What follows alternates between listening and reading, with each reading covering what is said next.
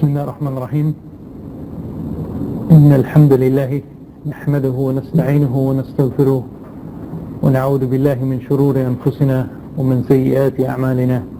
من يهده الله فلا مضل له ومن يضلل فلا هادي له، وأشهد أن لا إله إلا الله وحده لا شريك له، وأشهد أن محمدا عبده ورسوله. أما بعد،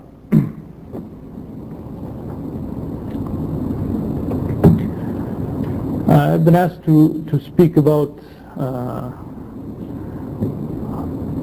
Allah's straight path, its meaning, importance, and destination. And when I received that wonderful facts listing all the titles that I was supposed to speak about, and the first thing that came to my mind when seeing this title is that Allah's straight path,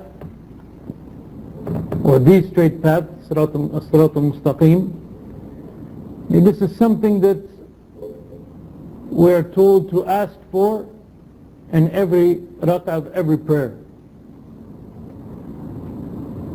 So it seemed to me that this is something that every Muslim should have already thought about, every Muslim should have already looked into and understood exactly what is that straight path.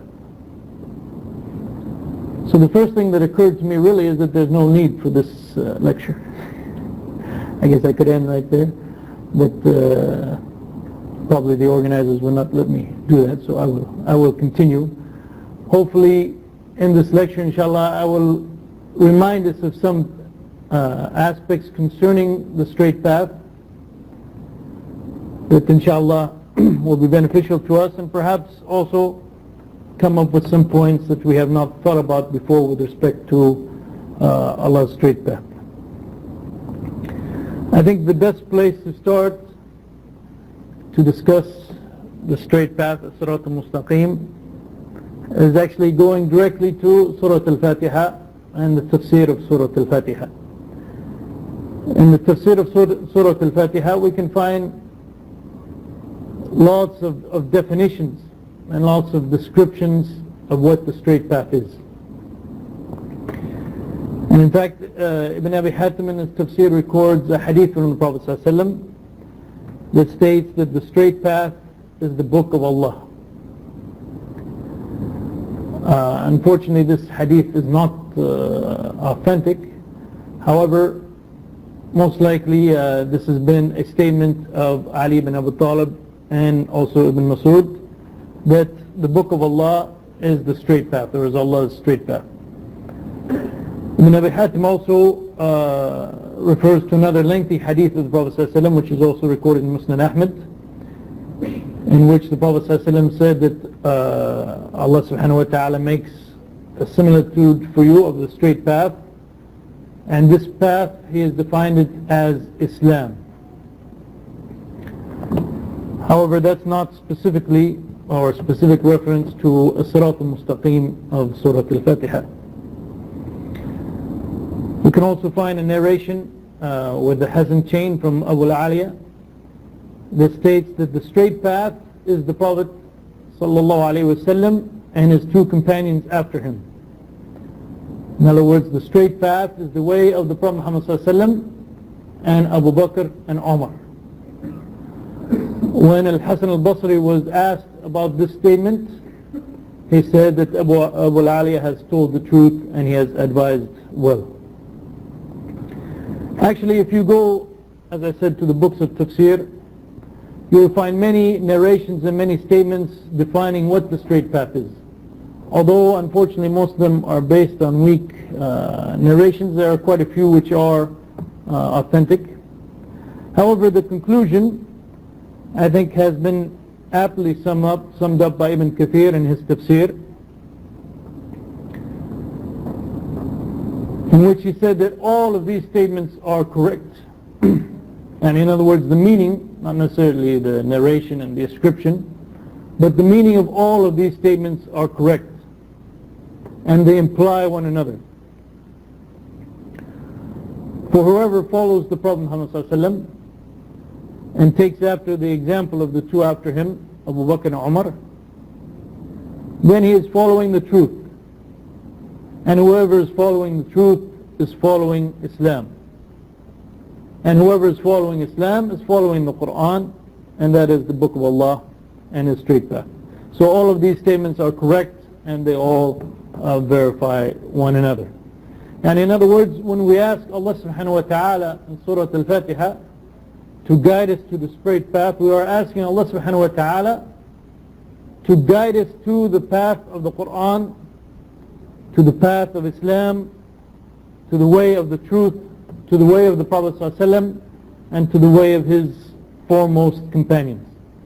And that is, we are asking for the true path, the correct path, the path that is pleasing to Allah subhanahu wa ta'ala, and which He has approved of for His servants.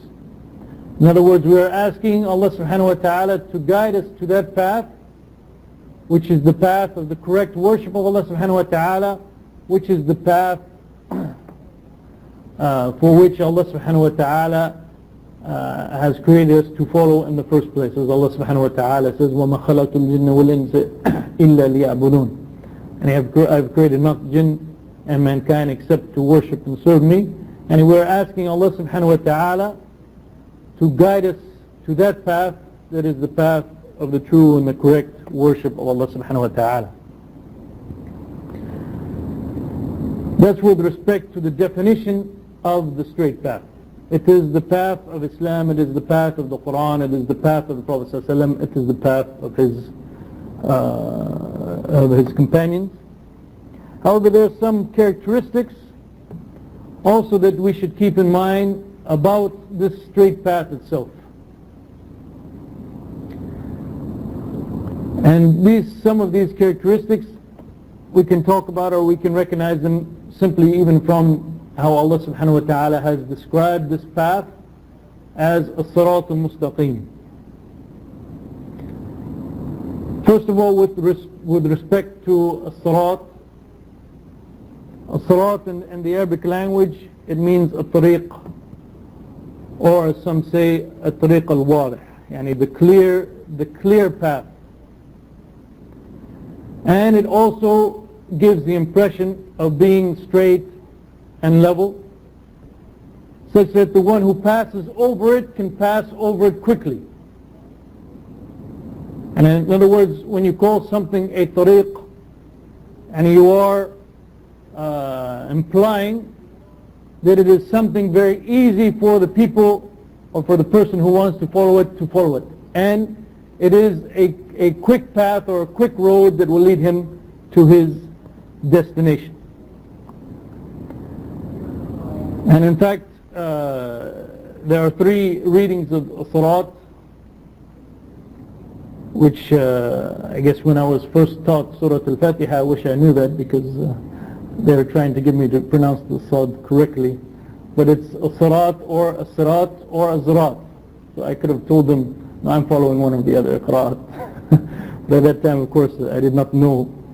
But a-Sirat, for example, implies something swallowed. This comes from the same root, implying something swallowed or gulped. And it's something that you take down into your throat very quickly. And this is the root of as-sirat. It comes from the same root. And it implies, again, as when you swallow something, you swallow it down a specific place, and it goes down quickly, and it goes down within the limits of that place. Also, sirat, it has its limits, and also it is something that is very easy for one to follow quickly. Well, another aspect of as-sirat that we can understand, again, simply by Allah subhanahu wa ta'ala describing it as as-sirat, is, as I said, it is a well-defined, straight path that takes the person to the place that he wants to go to. And he takes the person to the place that he wants to go to in a quick, or in the quickest fashion. Well, Allah subhanahu wa ta'ala in the Quran, when talking about His path and the path and the way that leads to Him, Allah subhanahu wa ta'ala uses the word as-sirat. However, when talking about the other ways and that people may follow, and the ways that are led by a shaitan, Allah subhanahu wa ta'ala never uses the word as-sirat for the paths of a shaitan, but uses the word subul. As for example, when Allah subhanahu wa ta'ala says, وَأَنَّ هَذَا صِرَاطِ مُسْتَقِيمًا فَاتَّبِعُوهُ وَلَا تَتَّبِعُوا السُّبُلَ فَتَفَرَّقُ بِكُمْ عَنْ سَبِيلِهِ.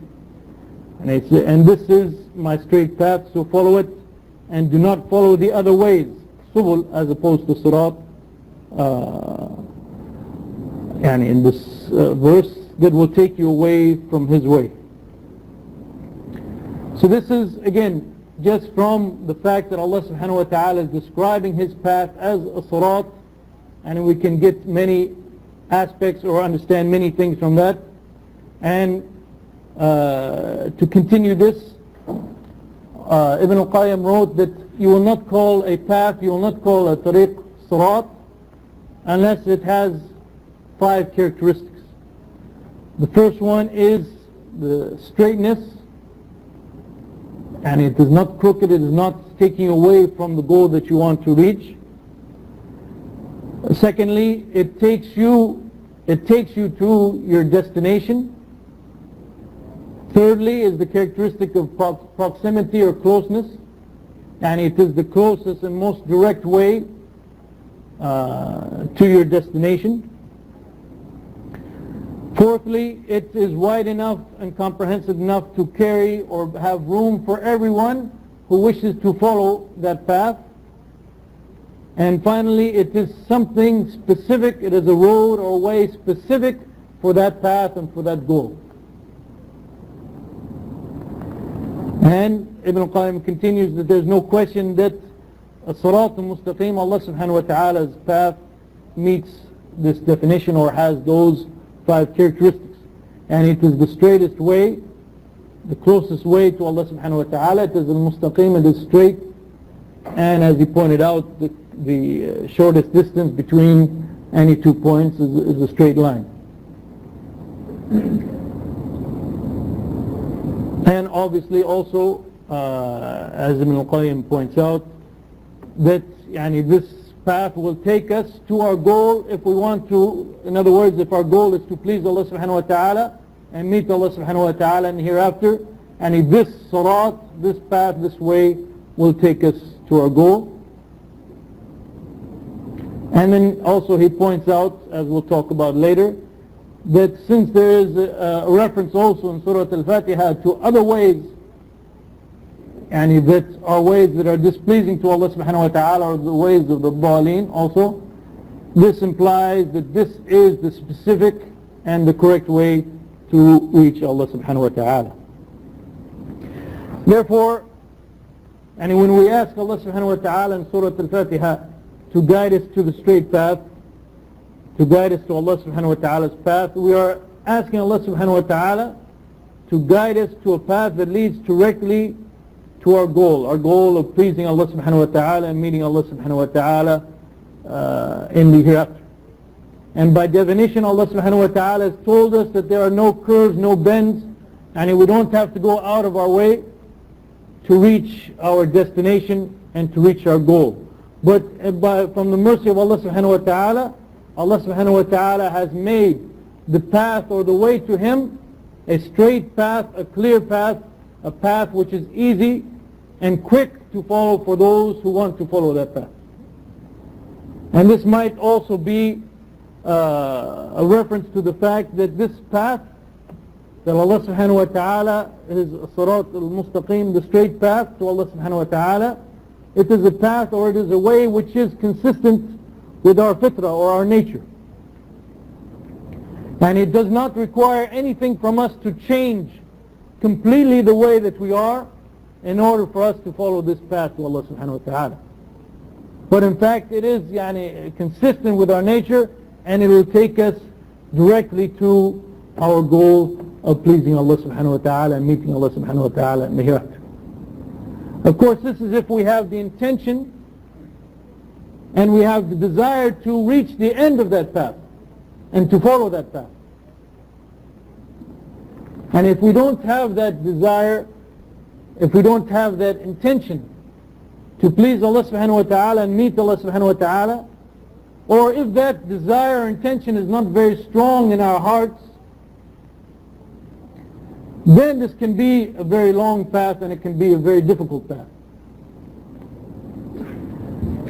And to try to give some kind of example or similitude, and if someone wanted to travel from Toronto to New York, don't know why anyone would want to leave beautiful Toronto for New York, but suppose someone wanted to leave Toronto to go to New York. See how I try to make the people happy with me, neighbors? Or Montreal, beautiful Montreal to New York, since I know there's quite a few from Montreal here too. And the way to go from Toronto to New York, there are some very clear, direct, and easy ways to get there. If you wanted to fly, for example, you could easily fly directly from Toronto to New York. There's probably many flights a day. So there's a straight path, there's an easy way, there's a quick way to get there. But if your desire to reach New York and the importance of reaching New York isn't that strong in your heart, and you decide that on the way you want to see Disneyland and Disney World and the Eiffel Tower, and you can make that road very long and very crooked, such that unfortunately you never even reach your goal of New York. And you can make it so difficult and so long that you will never even reach your destination of New York, that you will be sidetracked and so many other things that you will end up perhaps dying along the way and not reaching your goal of New York. But if in your heart, and the most important thing to you is getting to New York, then there's a way to get to New York which is very easy, very quick, and which will inshallah get you there easily and quickly. Similarly, as Allah subhanahu wa ta'ala described his path as Sirat and As-Sirat al-Mustaqim, and this is showing us that if actually someone wants to please Allah subhanahu wa ta'ala and meet Allah subhanahu wa ta'ala in the hereafter, then Allah subhanahu wa ta'ala has laid down for him a path which, as I said, is consistent with his fitrah, which is a clear path that has room for him to follow, no difficulty for him to follow if he wants to follow it, and it will get him to his destination in the best way possible. Well, Allah subhanahu wa ta'ala, as I said, has given us this fitrah, and which makes this straight path easy for us, and as the Prophet ﷺ described in the hadith also, Allah subhanahu wa ta'ala has blessed us furthermore by having angels or as the Prophet ﷺ described it, Allah's admissioner and the believer in every heart's believer.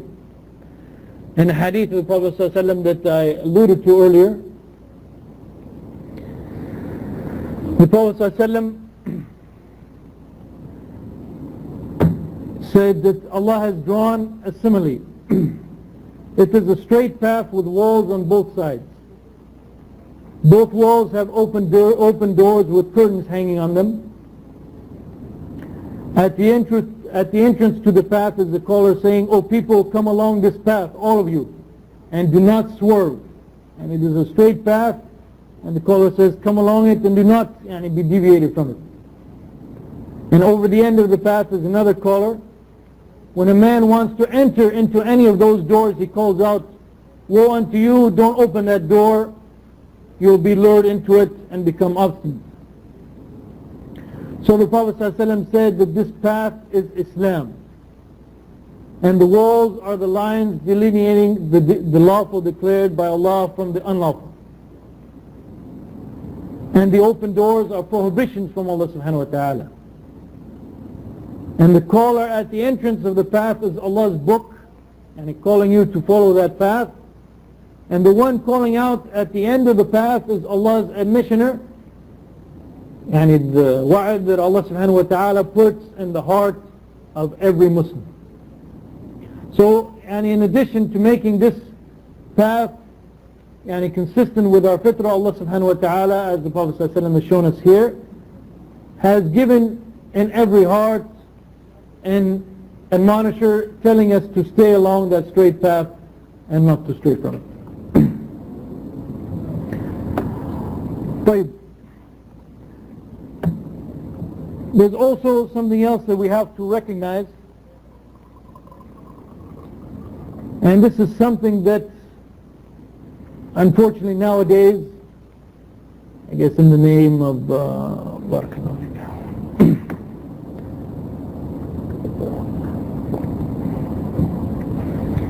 in the name of freedom or democracy or brotherhood or whatever, and there's a point that is sometimes forgotten that we must keep in mind.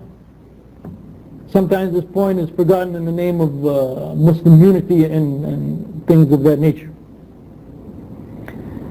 And that is that the straight path, the path leading to Allah subhanahu wa ta'ala, is one path and one path only.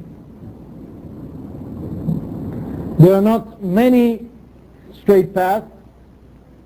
There are not many paths leading to Allah. We are not like some people said, or some people say still. If you talk even to Christians or Buddhists or Hindus and some Muslims, they'll tell you, oh, all of us, we're all going towards the same goal. We're just each taking different paths.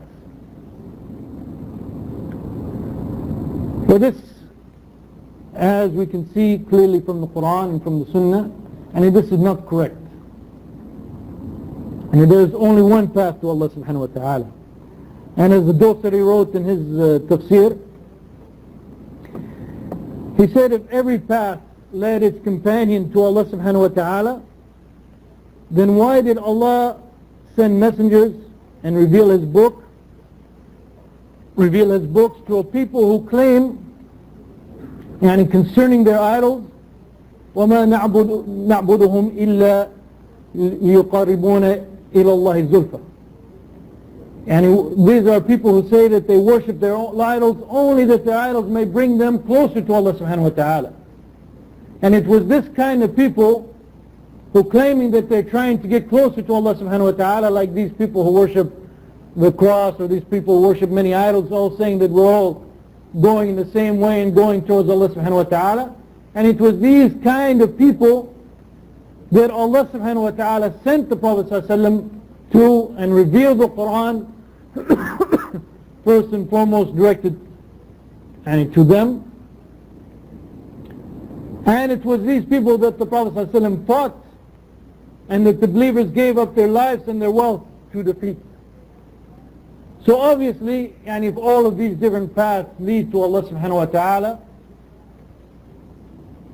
including these paths like what the mushrikeen of the Arabs had, there would be no reason or no need for Allah subhanahu wa ta'ala to send the Prophet sallallahu alaihi wasallam to reveal the Quran, and for the Prophet sallallahu alaihi wasallam and the believers to make jihad against these mushrikeen. And it's very strange that in general you can say that it is part of our fitrah. In general, when you talk to people, they know that the truth is one. In almost everything, they know that the truth is one. Like, for example, with respect to whether or not I came to this conference in Toronto or not. The majority of mankind will recognize that either I came or I didn't. And it can't be both. The majority of mankind will accept that, and it's consistent with the fitrah. The two opposites are not going to be both true at the same time. Yet for some reason, or we can perhaps say this is one of the ways that shaitan has overcome some people, and when it comes to deen and religion, they don't believe that. And even you can find this among Muslims when you talk to them about Jews and Christians. Are they kuffar or not? Are they disbelievers or not?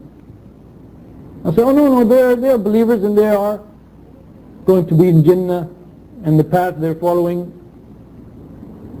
is the path to Allah subhanahu wa ta'ala. So, for example, either what the Christians said is true about Jesus, that he's the Son of God or whatever, and depending on which Christian I guess you talk to, either what Allah subhanahu wa ta'ala has said about them, about Jesus is true, or what the Christians have said is true. Well, Allah subhanahu wa ta'ala clearly declares that what the Christians say about Jesus is not true in the Quran. So one of them is the truth and the other one is falsehood. And when we talk about the path leading to Allah subhanahu wa ta'ala, we know that the path leading to Allah subhanahu wa ta'ala cannot be a path of falsehood, but it is the path of truth. Well, Allah subhanahu wa ta'ala is the truth, and the truth leads to Allah subhanahu wa ta'ala. Well, if we go to the Quran and we go to the hadith of the Prophet sallallahu alaihi wasallam, we see once again that Allah subhanahu wa ta'ala has made it very clear that his path, or the path leading to him, is one path. With respect to Surah Al-Fatiha, Allah subhanahu wa ta'ala has defined or made the path something definite, ma'rifah, as opposed to nakira, in more than one way. First, Allah subhanahu wa ta'ala describes it with alif lam, as-sirat al-mustaqim, the straight path. And then Allah subhanahu wa ta'ala then defines it by idafa, or ascribing it to certain people. It is the path of those people whom Allah subhanahu wa ta'ala has blessed. And as we look through the Quran, we can see in the Quran that Allah subhanahu wa ta'ala always, when describing his path or describing the truth, Allah subhanahu wa ta'ala uses the singular, while describing the ways of falsehood, Allah subhanahu wa ta'ala uses the plural, like in the verse I already read, وَأَنَّ هَذَا الصِّرَاطِ مُسْتَقِيمًا فَاتَّبِعُوهُ, this is my straight path, so follow it, and do not follow the other paths. And this is because the path that leads to Allah subhanahu wa ta'ala is one, and that is the path that Allah subhanahu wa ta'ala sent his messengers to preach and revealed his books. And this is the only path that will lead to Allah subhanahu wa ta'ala. If people follow other paths thinking that it will lead to him, they will find that those paths in the end will be closed to them, will be shut off to them, and will not lead them to Allah subhanahu wa ta'ala.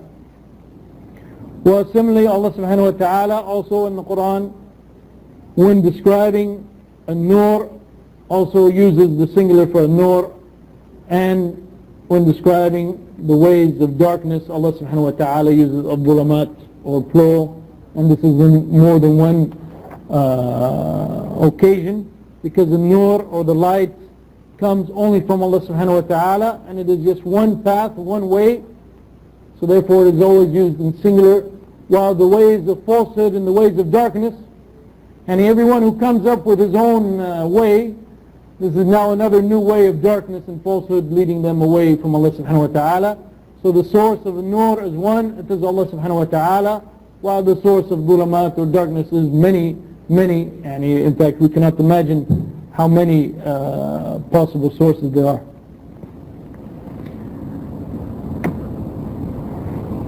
And it is also clear from the Prophet Muhammad sallallahu alaihi wasallam, as we see in the hadith of the Prophet sallallahu alaihi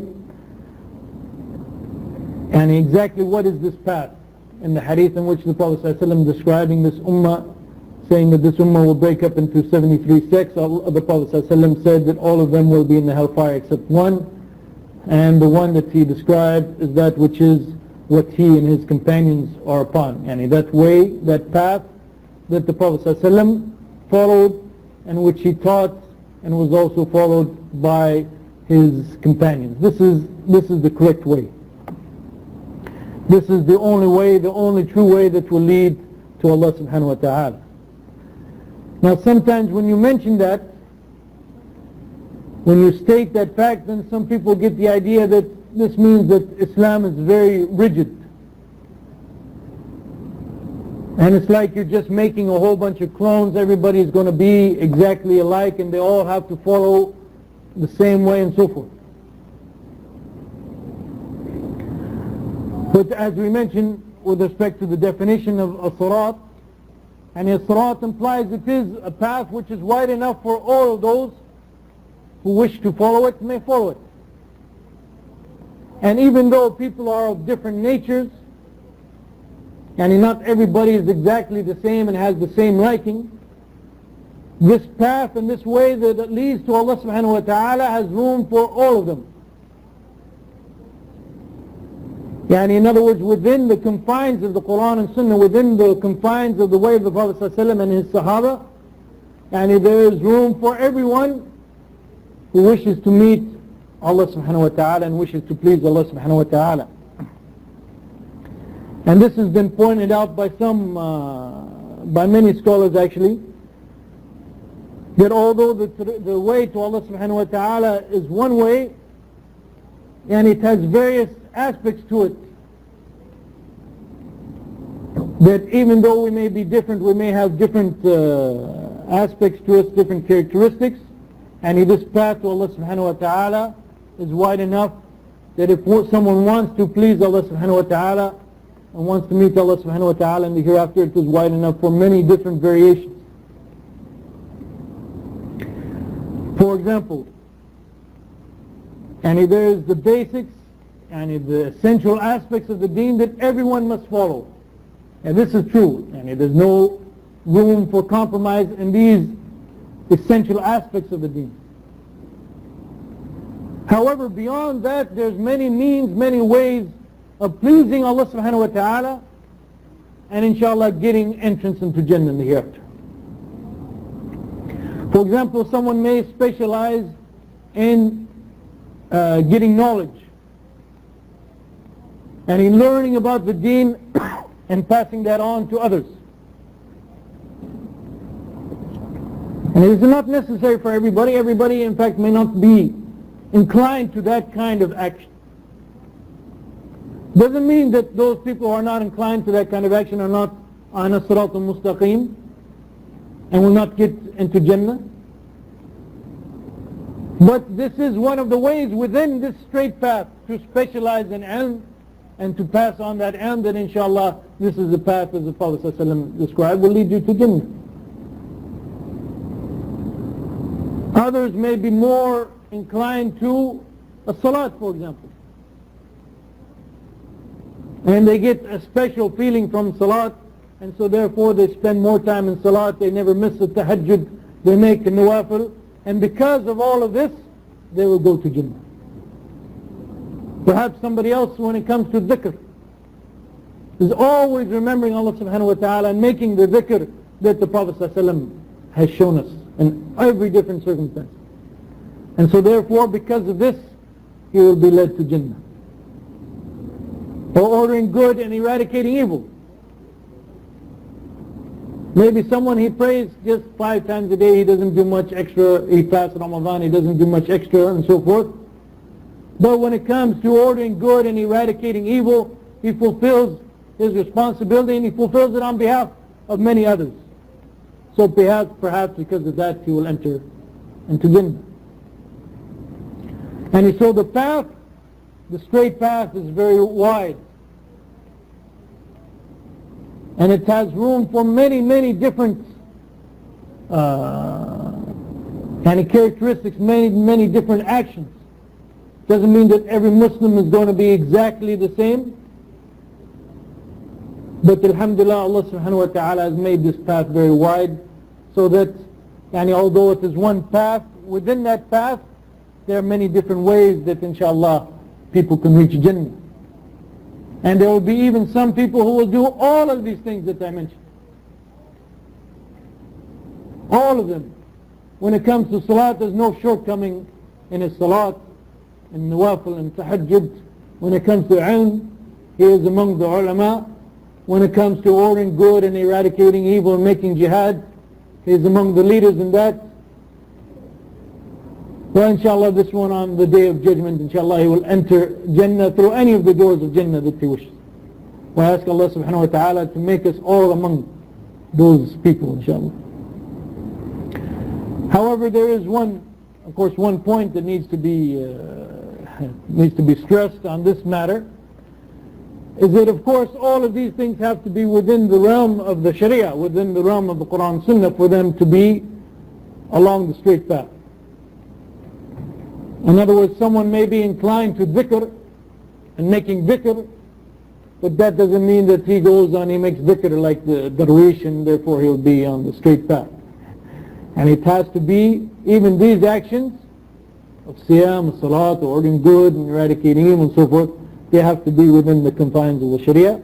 As long as they're within the confines of the Sharia and someone specializes them or someone likes them and does them a lot, inshallah he is following that path that will lead him to Jannah. The next, and after we ask Allah subhanahu wa ta'ala to guide us to the straight path, the next verse defines and what is that path? Exactly, it is the path of those whom Allah subhanahu wa ta'ala has blessed. Well, Allah subhanahu wa ta'ala has shown us in another place in the Quran, in Surah An-Nisa, who exactly are those people whom Allah subhanahu wa ta'ala has bestowed His blessings upon. Well, Allah subhanahu wa ta'ala says, وَمَنْ يُطِيعِ اللَّهَ وَرَسُولَهُ فَأُولَٰئِكَ مَعَ الَّذِينَ أَنْعَمَ اللَّهُ عَلَيْهِمْ مِنَ النَّبِيِّينَ وَالصِّدِّيقِينَ وَالشُّهَدَاءِ وَالصَّالِحِينَ وَحَسُنَ أُولَٰئِكَ رَفِيقًا. Allah subhanahu wa ta'ala says, and who obeys Allah and the Messenger, they will be in the company of those on whom Allah has bestowed His grace, of the prophets, and the Siddiqeen, those who are foremost in sincerity, the martyrs and the righteous, and how excellent these companions are. So when we're asking Allah subhanahu wa ta'ala to show us, to guide us to the straight path, we are asking Allah subhanahu wa ta'ala to guide us to that path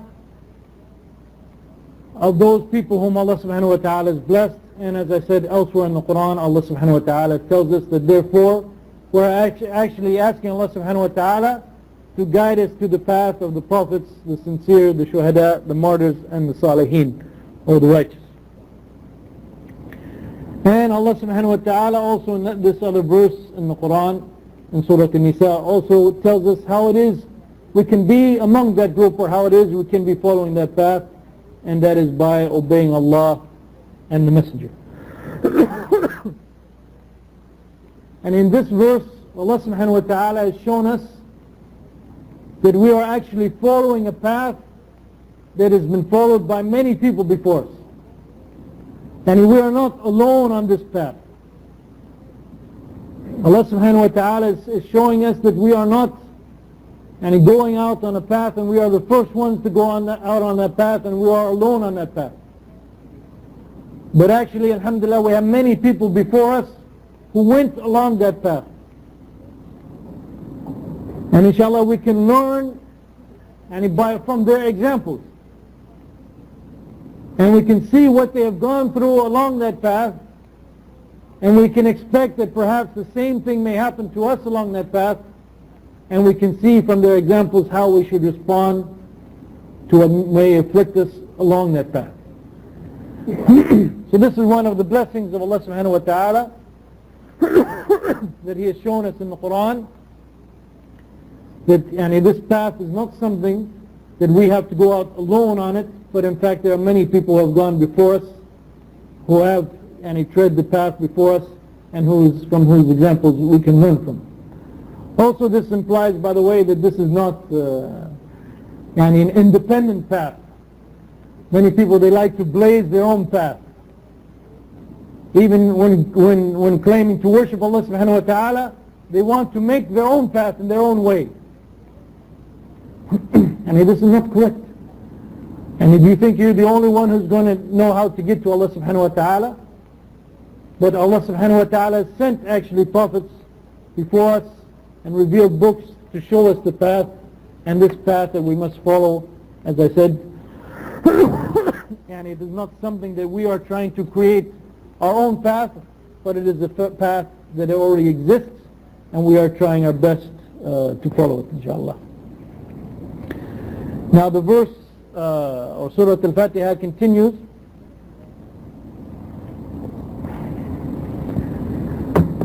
and shows us, and as is so often the case in the Quran and in the Sunnah, and not only do we need to understand what path we want to follow, but we need also to understand what path we don't want to follow. And in the same way, we need to know about Allah subhanahu wa ta'ala, and to know who we are worshipping and how to worship. In the same way, we know about shirk and taghut in order to avoid them and not worship them. So we find a similar case here again. We not only ask Allah subhanahu wa ta'ala and what path to follow, but we also ask Allah subhanahu wa ta'ala to keep us away from other paths. And we ask for Allah subhanahu wa ta'ala to guide us to the path of those whom He has blessed, and to keep us away from the path of those who have earned Allah subhanahu wa ta'ala's anger and those who have gone astray.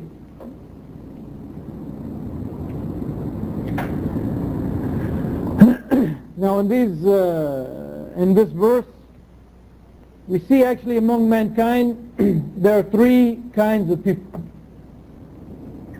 Allah subhanahu wa ta'ala in Surah Al-Fatiha has divided mankind into three kinds of people. Those people who are following the straight path, and when we talk about the other two groups, we'll understand also more about what that means, what that implies. A second group of people are those who have earned the anger of Allah subhanahu wa ta'ala, and they have earned the anger of Allah subhanahu wa ta'ala because they know the truth, but they refuse to follow it. And if for whatever reason they recognize the truth and they refuse to follow it. And the people who most meet that description, as the Prophet ﷺ mentioned and described them, are the Jews. And the second group of people are those who have gone astray. In other words, those people who act without knowledge. And more than that, they don't care that they're acting without knowledge. And this is something, if you come from a Christian background, and when I first read the Prophet ﷺ describing Dhalin, mentioning as the Christians, and because you may note, and again, Christians of course are many different varieties, so it's kind of hard to generalize. But many times when you get in discussion with some Christians, they get to the point that what they're following is wrong, and they cannot explain it. They cannot give you any reason for what they're following,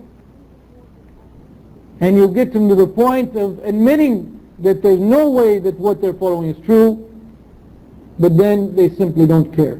They like it, they're going to follow it. And this is something you'll find a lot if you really discuss with Christians and really get into heated arguments with them. I mean, really get into the discussion of what their deen is all about. You'll find this to be often the case. That they cannot justify their ways, but at the same time they're insisting on following their ways. So what this implies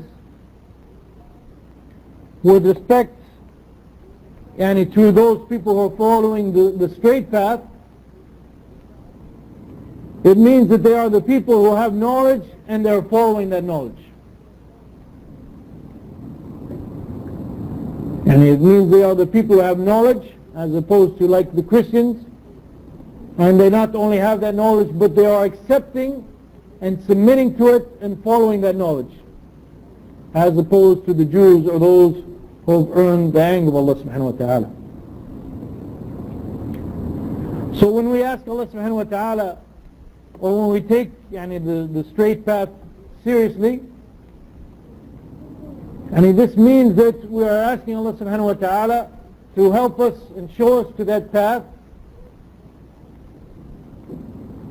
which will give us the knowledge of what is true and also give us the ability or the intention to follow what is true. And this implies that every one of us should have the desire and the intention to know and to find out what is true. And in addition to that, we should have the intention and desire to follow what is true. And any time we find ourselves getting to a point, and on any issue where, and related to the deen, on any issue where we get to the point where, that we say to ourselves, for example, oh, I don't really care what is true or not, I'll just follow anyway, any opinion, any madhab or whatever. This is a bad sign for our iman when we get to that point. That we don't care what is true, we just